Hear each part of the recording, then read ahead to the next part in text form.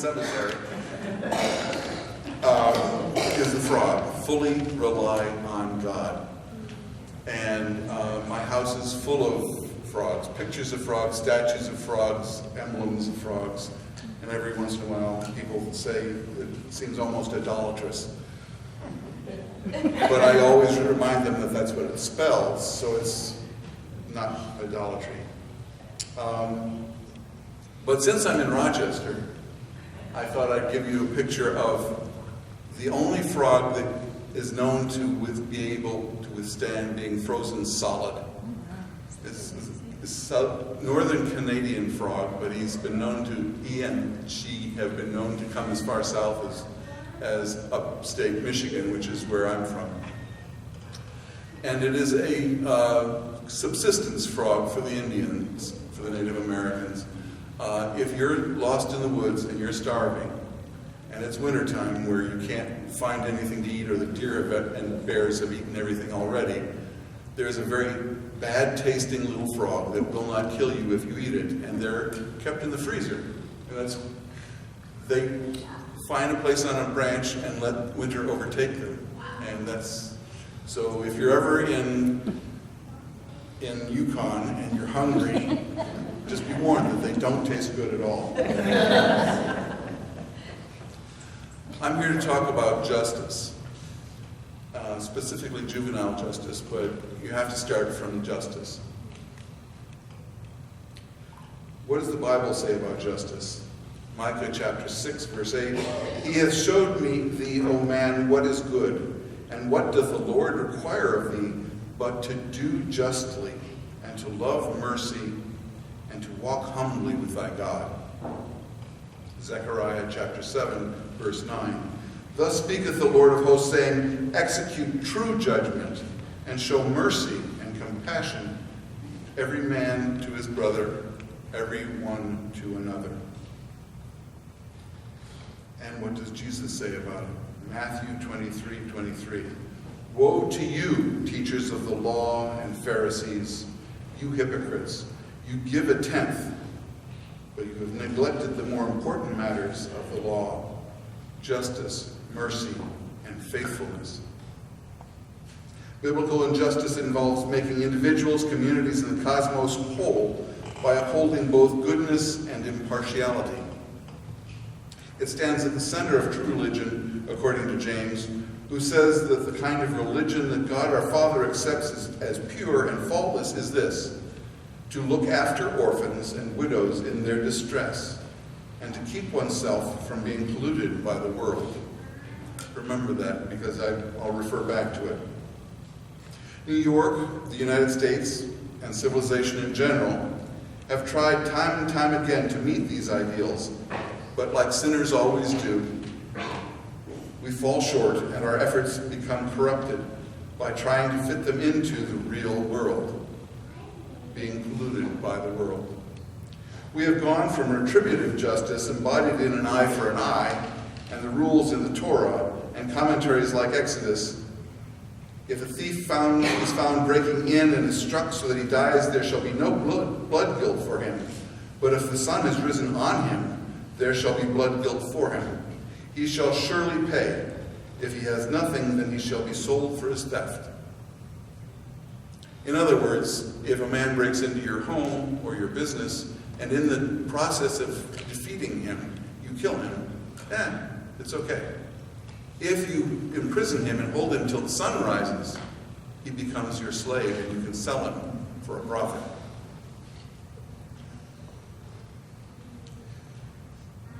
That system worked on a small scale and when people trusted each other to act justly. But as the world grows larger, it has to be replaced. As we become civilized, the justice system removed from the king and the guardsmen to the judicial system. And we, in particular, under the English influence, created the adversarial courtroom. But even that quickly corrupted. Now you can still see examples of biblical justice going on in small parts of the world. If you're a thief in one part of the world, your right hand is cut off. If you kill a man is defined as the head of a tribe, then you are killed. And if you're not the head of a tribe, then there's other payment as well. If you kill a man's slave, then one of your slaves is forfeited. It doesn't work so well in what we consider our world. Historically, however, New York and Pennsylvania, and the consequences of that were far-reaching. The guy didn't just lose his hand, he also lost any chance of being employed, so he became a beggar. If a man is executed, his wife and daughters, if they have no brother to care for them, become prostitutes. Because that's the only thing a woman can do without the protection of a man. So, as rules change in culture, things change for justice as well. Historically, New York and Pennsylvania were in the forefront of the world in the prison reforms of the 18th and 19th centuries. We haven't called the facilities where we house prisoners prisons in a long time. Here in New York, they were called penitentiaries. The name rises from the word penitence because we expect our incarcerated to spend a Lenten time for the length of their sentence. If you can imagine Lent going for 20 to life. They're incarcerated to spend time in contemplation of their crimes and to learn to repent and become good citizens. Our predecessors, led by the Quakers, advocated for more humane treatment and treatment of prisoners as fallen sinners, not as enemies. Not as enemies. That is where we got where we are for adults. So basically, our prison system in the state of New York is firmly embedded in the 19th century. I want to point out that Attica, which for us in upstate New York is an emblem of the failure of the justice system, was originally conceived of as a laboratory and a showplace for humane imprisonment. There's been a thread of something different also moving through the system. The Quakers had a touch on that thread. It's woven into the system in a very minor way. But after the fall of apartheid, it became a little stronger. That thread has grown, and it is beginning to have an effect. Not a very good one, not a very strong one. And like all institutions, we can say that we're doing something while we're doing the exact opposite. But restorative justice in our system is now no longer an unknown concept. We can talk about it, we do now talk about victims' assistance, and judges can challenge felons to atone. When my house was broken into, the young man who did it was ordered by the judge to send me a check to give to my insurance company to pay for the repairs of my house, the door that he knocked down. And every Friday for a year, he sent me a small amount of money that I turned over to my insurance company. And so he and I were attached for a year while he sent me that money. I was disappointed to find out later that I could not speak to him. I could not find out where he got that money, but I was assured he was not getting it by robbing other people. But there was no communication between us other than money. And since 1970, we've been sending in counselors, or allowing counselors and psychiatric workers to go into the prisons and work with the prisoners to treat them so that they are better able to cope with living in society. A side note on that, I go into Orleans prison, which is in Albion, I go into Wyoming prison, which is in Attica, and I go into Groveland prison, which is in Mount Morris. Groveland prison now has always had 1,200 or so men. It now has 850 of those 1,200 men are on psychoactive drugs to treat their psychiatric problems. So it went from being called Groovy Land because it was a Quaker resort, and then got converted into a prison when the Quakers no longer needed it. And it looks like a resort, except for the barbed wire. Big old 18th century and 19th century buildings. The main building that visitors come through was built in 1832. But to have 800 of 1,200 men on Thorazine and all the drugs that they give to keep people calm and to keep them from becoming psychiatrically ill is an amazing figure.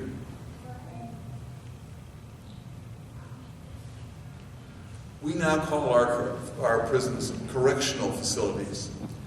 Again, we say things, and at the same time, we don't always follow them. The overwhelming experiences that have been related to me by the convicts that I visit is one of punishment and retributive hostility, both inside the prisons and from without. And if you don't think that that's true, think back to the reactions that you personally heard when it became public that Governor Cuomo wanted to offer college courses to people in prison. Think of the things that the people around you, and maybe you, said about the prison system.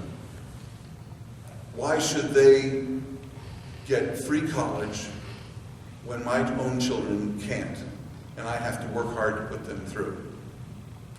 Why don't I just tell my son to knock over a gas station and he can get a free college education? That goes along with people who talk about color TVs and cable TV and free gym membership and so forth. I've heard people say to me, they didn't know that I was in prison ministry, say to me things like, well, when I get to be 70 and I don't want to take care of my house anymore, I'm going to knock over a bank, and then I can live at the resort operated by the state of New York. I challenge each one of them to make a visit to the state of New York and eat one meal there. Remember boil-in bags? Every meal in state prison is boil-in bags. Every single meal. The prisoners rejoice when they get fresh salad. They rejoice when they get, the only thing that doesn't come in a boil-in bag is the bread. You mash down, the whole loaf mashes down into one little tennis ball. That bread is what they had. I went into Attica and I was offered a luncheon. It was shrimp gumbo. And I got a bowl full of white rice and 4 tablespoons of gumbo in which there was 1 shrimp. And that was for guests.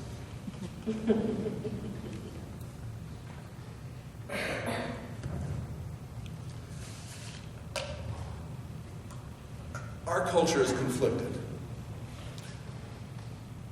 We treat people who do things who are members of our in-group differently from the way we treat people who are on the outside, who do the same crime. You're going to hear a lot about, over the next 5 years, the difference between crack cocaine and powder cocaine. They're exactly the same drug. They're consumed differently. But if you get crack cocaine, you are if you're arrested for having crack cocaine on your body, on your person, you will get 3 times the prison sentence as if you were found with powder cocaine on your person. And we like bad boys who are a member of our own group. I'm sorry, how do you pay for a pink Cadillac when you're a 16-year-old girl? I don't think you do it by working as the CEO of the local bank. But we make movies about them and we sing songs about them. Those are, we say, oh yeah, the juvenile delinquents. These are juvenile delinquents. That's a beer. Those kids are under 12. That's where criminals come from. And I didn't have to look very far before I found a picture where they were all members of our group, shall I say. The juvenile justice system is all over the map in New York State. We glorify the rebellious gang leader. It was only the other who was a criminal. It's still true in our own minds. People like us are alienated. People like them are criminals. Idealists have modified our system in some places. In 24 states in the United States, someone who's under 17 who is arrested must be treated as a juvenile. New York State is no longer the leader in the world. In New York State, anyone who is 13 or younger who is arrested must be treated as a criminal, as a juvenile. If you're over 13, you're an adult as far as the criminal justice system is concerned, unless the district attorney chooses not to. So at the same time as we were trying to do advances in treatment of adult offenders, and I prefer the name offender or sinner, but sinner brings the church into the deal. At the same time as we were doing that, New York State has led the way in dragging our heels. If you can lead the way dragging your heels, that's a bad metaphor. But since the 19th century, while we were dealing with the adult offenders, our youthful offenders has been a struggle for us. Sometimes our prejudices were quite obvious looking back on it. In New York City, unaccompanied immigrant children, listen carefully now, mostly Irish and non-whites such as Italians and Jews. And that's the way they were described. Irish and non-whites such as Italians and Jews. If they were found by the police to be an unaccompanied minor, they were rounded up and warehoused in orphanages with little or no investigation. It was up to the parents of the retained child to find each child individually and redeem them. There was nothing in place. No computers, no inventories, nothing. The parents had to go from orphanage to orphanage looking for their lost child. The reason the child was lost is because mom was scrubbing floors and the kid went out on the sidewalk to play hoops. Their version of hoops, it was the ring that you push with a stick, not hoops. Y'all remember the movie about slum dogs in India? Oh, by the way, 13 years old. We had to explain to Debs who that was. Does everybody remember? Yeah. 13 years old. Elmira district attorney refused to treat him as a juvenile offender. He went through an adult trial. Jury of his peers was made up of people over the age of 40. Despite the efforts of the defense to provide psychiatric testimony, he was convicted as an adult, and he was sentenced to 6 years to life. 6 years to life. He is currently in Attica. I cannot visit him because of the bureaucracy. He cannot come to the groups I run because of the bureaucracy. These are slum dogs. This picture was taken in 1912, I think, in New York City. These are kids who the police rounded up and put in orphanages without telling their parents, without doing any research. They're just warehoused. Right? They were imprisoned without a trial, sentenced to indeterminate sentences. And the only thing that happened was that when they turned 18, they were thrown out, if the city believed that they were 18. Some of them were held until they were 20 because they looked young. Oh, that's New York City. There's Monroe County. The first bus route outside of the city of Rochester was designed to go past this building so that mothers could visit their children in the Children's Center. I worked for Monroe County Department of Social Services for 30 years, almost 30 years.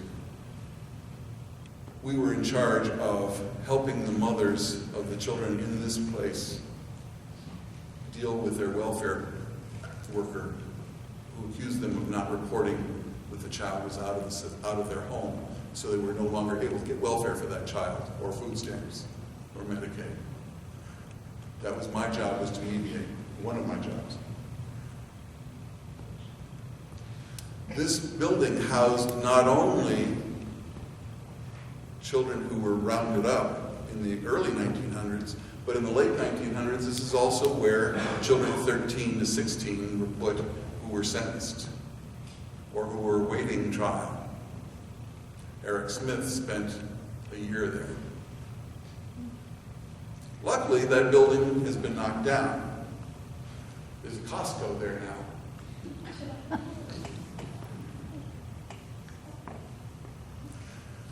This is how you find the Children's Center now.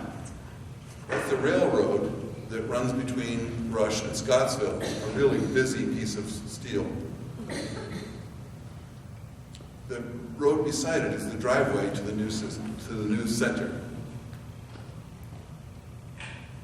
That's it. That's the front door. If you are a mother whose child, or father, or grandmother, whose child is sentenced to 9 months and the child is under 16, you must go down Route 15 until you get to Scottsville or wherever and turn left.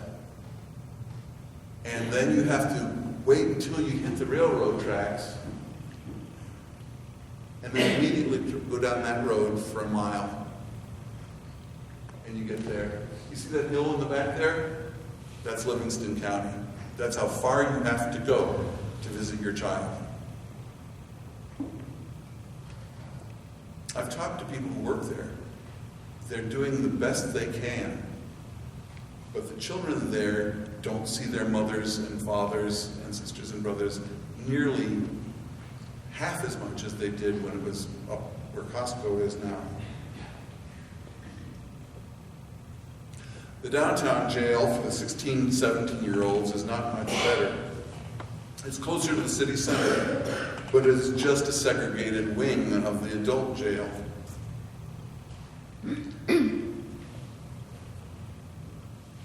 This is the kiddie pit.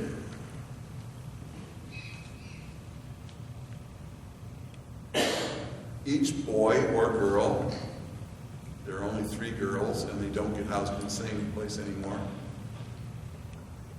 Thank God. Each boy is behind one of those doors. It's an electronically operated lock. There's a slot in the door. If the kid is well behaved, he's allowed out for 5 hours a day for recreation and just hanging out and watching TV. There's one TV. You see it? The guard controls the channel. It's not cable. So WXXI hardly ever gets on there.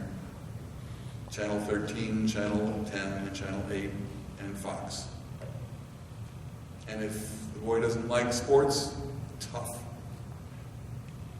Because sports keeps the kids quiet, and that's what the guards want.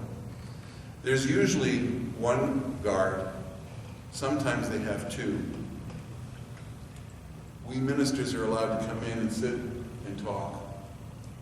But that's not a very true picture, first of all, because there's only one kid. There's usually 60 kids, all out and making noise and hanging around and interfering. If it's a confidential meeting, we go into the closet. You can't see it from here. There's a closet that's 3 feet wide and 5 feet long. It has 2 chairs and a table in it, and that's the confidential room. The teachers have a classroom that is not much bigger than that. They can have up to 8 kids in there to teach them lessons.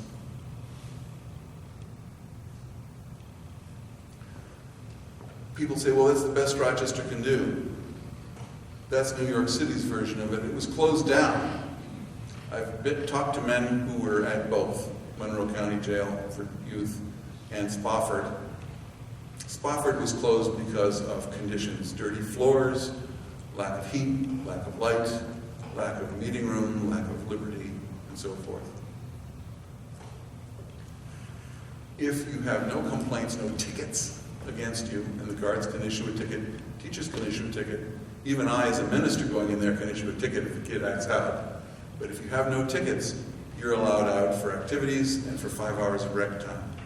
If you do have tickets, you're allowed out for 1 hour. It's called solitary, and you get locked into your room, and that's it for 23 hours a day.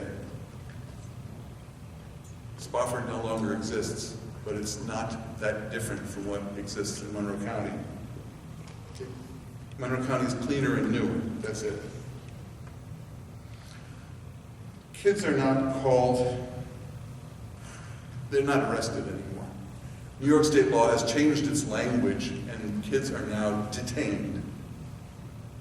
Cops use the word arrested. The district attorney uses the word arrested, but when it's in print and handed out to newspapers, it's detained.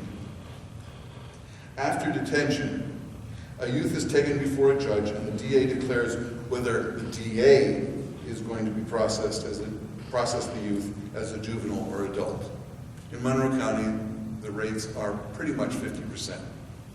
If the child is going to be prosecuted as a juvenile offender,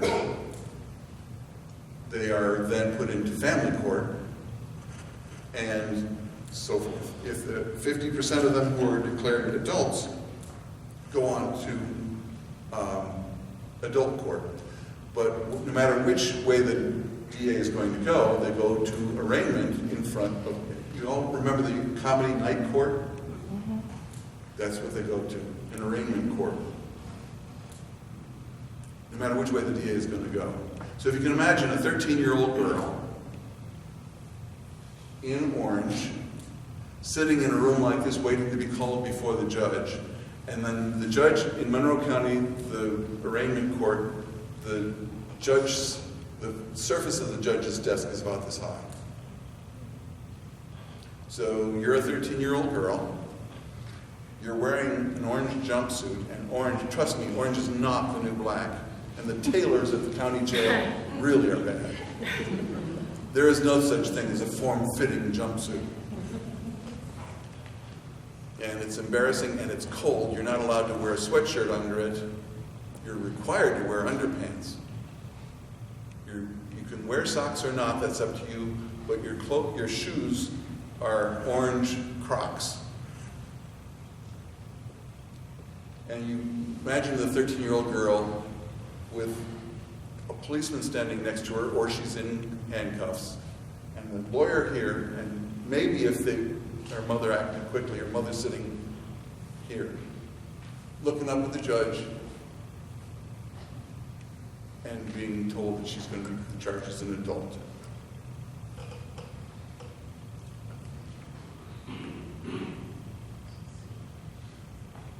That's not Rodeo Drive. The situation is getting worse. Instead of treating our children, no matter whether they're related to us by blood or not, we just prayed the prayer, and we'll continue to pray the prayer, that we are all God's children. And no matter how bad the behavior that got them there, they are still children. Instead of treating them like beloved, although badly behaved children, instead of treating them as people made sick by the system that they are in. And there are a few who are made sick by their own illnesses. We treat them like adult criminals. And we are losing any ground that we gained in the 60s and the 70s. If you talk to anyone who's in the prison reform movement, Governor Pataki's lasting effect on New York State is the prison system that we have now. We have people sitting on the board of parole right now who were appointed by Pataki. I don't understand how that can be, because terms are limited to 8 years, and you cannot serve a second term. But there are people that Pataki appointed who are still there because we're too busy. Now I'm getting into politics, sorry. Don't. We are torturing our children in and out of the justice system by depriving them of those three things every child must have: love, safety, and hope. These are the statistics only through 2011.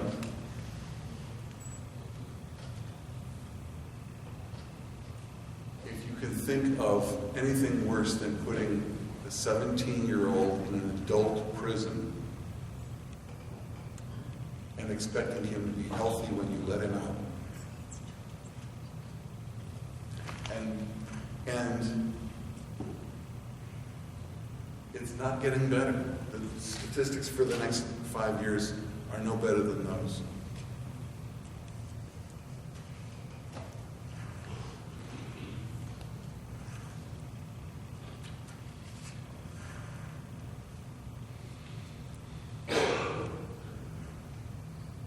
The future for us is bleak. Most of you probably don't know that there is a children's prison like Spofford in Monroe County. The reason we had land to build our children's detention center in Rush is because the state gave us the 5 acres to do it. This is the graveyard for the children's prison at Industry in Rush, New York. There are children who have died in prison, buried in our county.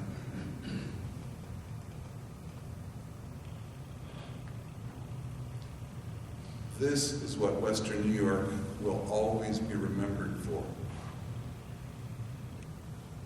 This is an hour's drive from where you sit right now. Attica, New York. It was not a riot. Don't call it a riot. It was an uprising. It was a rebellion. It was the oppressed rising up against their oppressors. I'm not saying that they weren't criminals. I'm not saying that they didn't need to be put in jail. But they were being beaten and starved. And they were being kept in isolation, way beyond the punishment prescribed by law. And they rose up against it. We are doing that to children.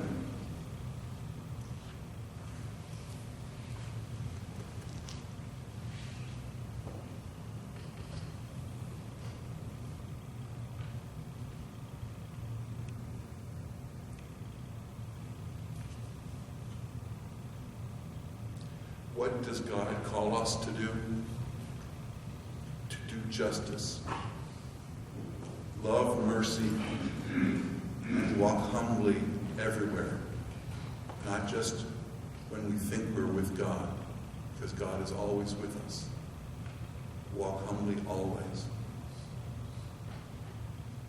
The prison system is yours. It is mine. We pay taxes to support it. We choose not to elect representatives to change it. It is ours. Monroe County gets money from other counties to house their children because the other counties are too small to afford a separate building. New York State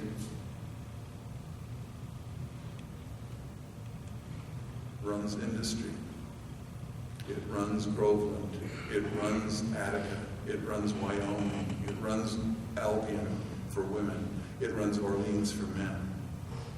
It runs Wendy, which is a maximum security just like Attica, just south of Buffalo. Unless we understand that we are related to them, like our readings this morning. Read those last 4 lines of the psalm.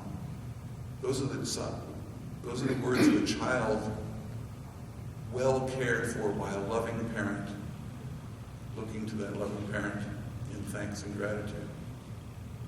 As you prepare for the greatest gift of all, the promise of heaven, ask yourself, what are you doing to your brothers and sisters? What is being done in your name to your sons and daughters, your nieces and nephews, your grandsons and granddaughters? As a welfare worker and as a supervisor for many years,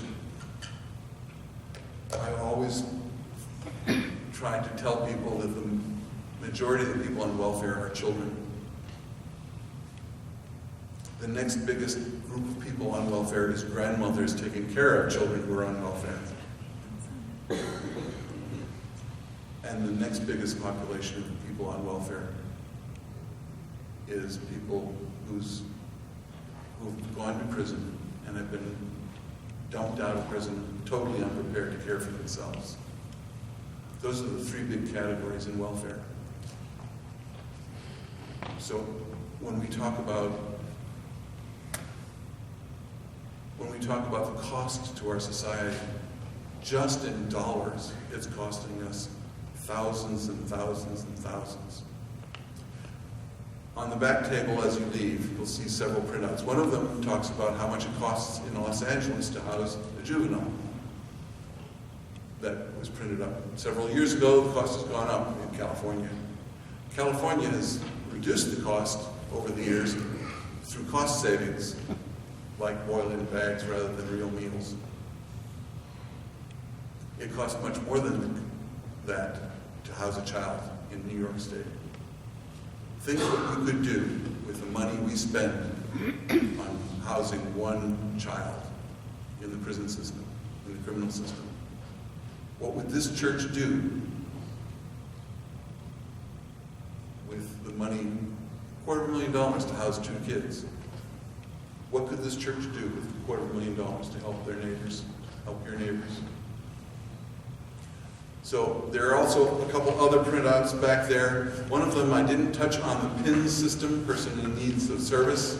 That is not the criminal system. That is a social work system. That's how many of the kids who are in Hillside right now got there, is because someone filed a complaint under the PINS system. That is also not anywhere near what we think of as trials. There's never a jury of the peers. There's a complainant's lawyer, usually the DA, the parent's lawyer, and the child's lawyer, bargaining. Very much like France. And then there's also a couple other things back there that I think you'd be interested in. What can you do? Gee. I ask you to please consider the possibility of signing up on the internet. There's on the Facebook page called Prison Action Network. And that is an organization in New York State that is working to reform our prisons here. There's also an organization operating out of Georgia called Juvenile Justice Information Exchange, JJIE. You can subscribe to their newsletter and you can get a lot of information. Then locally, I I said that I sit on several committees. One of them is the Prison Ministry Committee. This diocese has only 4 or 5 standing committees that get renewed every convention. One of them is the Prison Ministry Committee. You can send a member of this parish to be an active member on that committee. You get free bagels every meeting.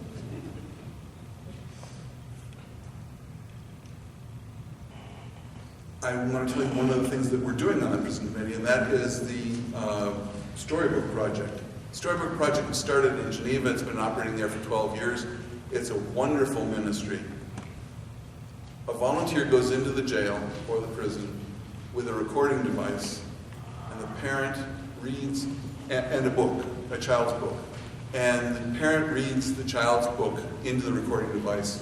The volunteer takes them out, puts it on disc, and the child gets their book and a disc. All right? And I encourage you very much to all join PIRI, P-I-R-I, Rochester.org, which is the organization that's doing the Breaking the School to Prison pipeline. And then, if you have no other way to do it, you can also contribute money. Rochester Interfaith Jail Ministry, oh, that's another hat I wear. I'm the Rochester Interfaith Jail Ministry was the first interfaith organization in Rochester. It was organized to connect prisoners in the county jail with their own pastoral visitor. And then we also do sessions teaching forgiveness and self-awareness. We need money. We give every jail prisoner a book that costs us $10 to buy. So we usually need about 2,000 of those a year, $2,000 a year to buy those books. Also, in reaction to and as a result of the Attica uprising, 5 Christians here in Rochester formed an organization called Cephas, which is the Aramaic and Greek word for St. Peter. And the organization is now joined in a larger organization called Peace Prince. And we go into the state prisons in Western New York and do self-awareness and critical thinking seminars. So they also need money. Lastly, and this is a big one, think very carefully before you do this because it's a commitment. You can serve as foster parents through Monroe County Department of Health and Human Services at 111 West Fall Road. Foster parents can be for as short a time as a couple months while the child is waiting trial. It's a way to keep the kids out of the facility. Or you can volunteer at Hillside or at a child care center next to you. All right? But as people are trying to follow Jesus, we all must watch our own tongues. If we get involved in a discussion of crime, criminals, justice, or anything in that order, we must listen to ourselves. Are we speaking words that Jesus would speak? If we hear something said, we must ask ourselves, would Jesus listen to this? And how would he react to it? We've been charged to change the world one conversation at a time. Let the kingdom come, starting with my own heart. Thank you for your ears. Thank you.